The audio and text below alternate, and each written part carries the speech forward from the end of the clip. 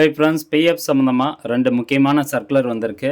அதில் பார்க்கும்போது மொத்தம் 3 அப்டேட் இருக்குது. அதை பற்றின தகவல் பார்க்கலாம். ஸோ ஃபஸ்ட்டு சர்க்குலர் 3 ஏப்ரல் 2025 அன்னைக்கு வந்திருக்குது.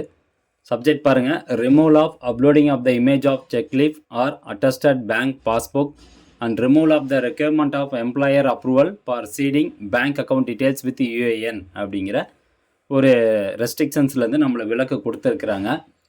அதாவது ஃபஸ்ட்டு என்னென்னா, நம்ம பிஎஃப் அமௌண்ட் கிளைம் பண்ணும்போது, கிளைமுக்கு நாம் ரெக்வஸ்ட்டு சப்மிட் பண்ணும்போது நம்முடைய செக்லீஃப் வந்து கேட்கும். நம்ம எந்த பேங்க் அக்கௌண்ட் வச்சு அதில் லிங்க் பண்ணியிருக்கோமோ யூஏஎன் கூட, அந்த பேங்க் அக்கௌண்ட் நம்பர்னுடைய செக்லீஃப் வந்து கேட்பாங்க. செக்லீஃபினுடைய ஃபோட்டோ கேட்பாங்க. 100 கேபிலேருந்து 500 கேபிக்குள்ளே இருக்கணும். அல்லது அட்டஸ்டட் பாஸ்புக், அந்த பேங்க் பாஸ்புக்கினுடைய இமேஜ் வந்து கேட்பாங்க. 100 கேபி டு 500 கேபிக்குள்ளே இருக்கணும் அப்படின்னு சொல்லி.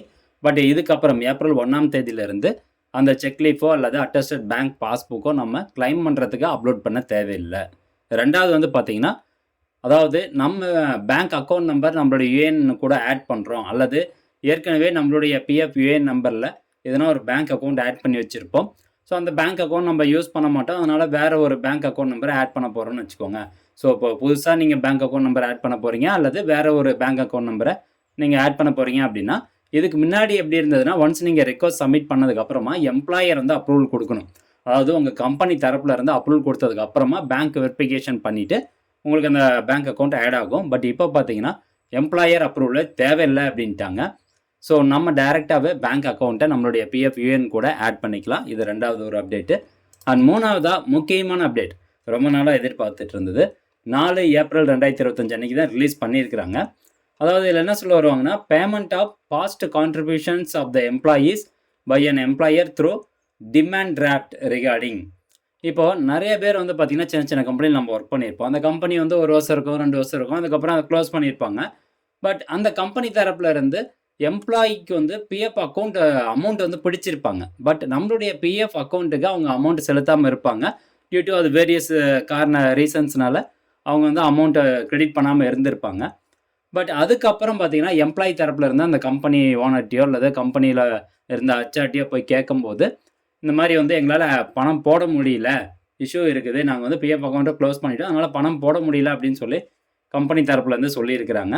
ஸோ இதுக்கு ஆக்ஷன் எடுக்கும் விதமாக எம்ப்ளாயர், அதாவது கம்பெனி தரப்பில் இருந்து நீங்கள் எம்ப்ளாயினுடைய பிஎஃப் அமௌண்ட்டை ஆன்லைன் மூலமாக செலுத்த முடியலனாலும் டிடி மூலமாக நீங்கள் செலுத்திக்கலாம் அப்படிங்கிற ஒரு ஆப்பர்ச்சுனிட்டியை வந்து எம்ப்ளாயருக்கு கொடுத்துருக்குறாங்க இபிஎஃப்ஓ. ஸோ யாருக்கெல்லாம் இது வரைக்கும் எம்ப்ளாயர் வந்து உங்களுடைய பிஎஃப் அக்கௌண்ட்டில் அமௌண்ட் செலுத்தாமல் இருக்காங்களோ, அவங்ககிட்ட போயிட்டு எனக்கு என்ன அமௌண்ட் வருதோ அதை நீங்கள் டிடி கொடுங்க அப்படின்னு கேட்டு நீங்கள் கூட அந்த டிடி கொண்டு போய் பிஎஃப் ஆஃபீஸில் கொடுக்கலாம். ஸோ அது வந்து பார்த்திங்கன்னா ஒரு 50% தான் வந்து பாசிபிள். அதனால் நீங்கள் கம்பெனிக்கிட்டே போய் சொல்லலாம், அந்த மாதிரி டிடி மூலமாகவே நீங்கள் பிஎஃப் அமௌண்ட் வந்து செலுத்தலாம். ஸோ எங்களுடைய பிஎஃப் அக்கௌண்ட்டில் அமௌண்ட்டை செலுத்தி விடுங்க, அமௌண்ட் கட்டி விடுங்க அப்படின்னு சொல்லி நீங்கள் ரெக்வஸ்ட் பண்ணலாம். ஏன் அப்படின்னா, நீங்கள் அமௌண்ட்டை கிளைம் பண்ணும்போது உங்களுடைய பிஎஃப் கான்ட்ரிபியூஷன் சரியாக செலுத்தலை அப்படிங்கிற ஒரு ரீசன்ஸ்னால உங்களுடைய கிளைம் வந்து ரிஜெக்ட் பண்ணுறாங்க இபிஎஃப்ஓ. அதுக்கு நம்ம கம்பெனி தரப்பில் கேட்கும்போது எங்களால் பணம் கட்ட முடியல அப்படிங்கிற மாதிரி ஒரு ரீசன் சொல்லியிருக்கிறாங்க. பட் இப்போ இபிஎஃப்ஓ தரப்பில் இருந்து இந்த மாதிரி ஒரு ஆப்பர்ச்சுனிட்டிஸ் வந்து கொடுத்துருக்குறாங்க. கம்பெனி தரப்பில் இருந்து நீங்கள் டிடி மூலமாகவே பணம் செலுத்திக்கலாம், எம்ப்ளாயினுடைய பிஎஃப் அமௌண்ட்டை நீங்கள் டிடி மூலமாக செலுத்திக்கலாம் அப்படிங்கிற ஒரு சர்க்குலர் இப்போ ரிலீஸ் பண்ணியிருக்காங்க. இது ரொம்ப நாளாக வெயிட் பண்ணிட்டு இருந்த ஒரு சர்க்குலர். ஸோ இப்போ தான் அதுக்கான விடை கிடச்சிருக்குது. ஸோ இந்த 3 முக்கியமான அப்டேட்டை நீங்கள் நிறைய பேருக்கு ஷேர் பண்ணி விடுங்க. மீண்டும் அடுத்த ஒரு நல்ல பதிவில் சந்திக்கலாம். நன்றி, வணக்கம்.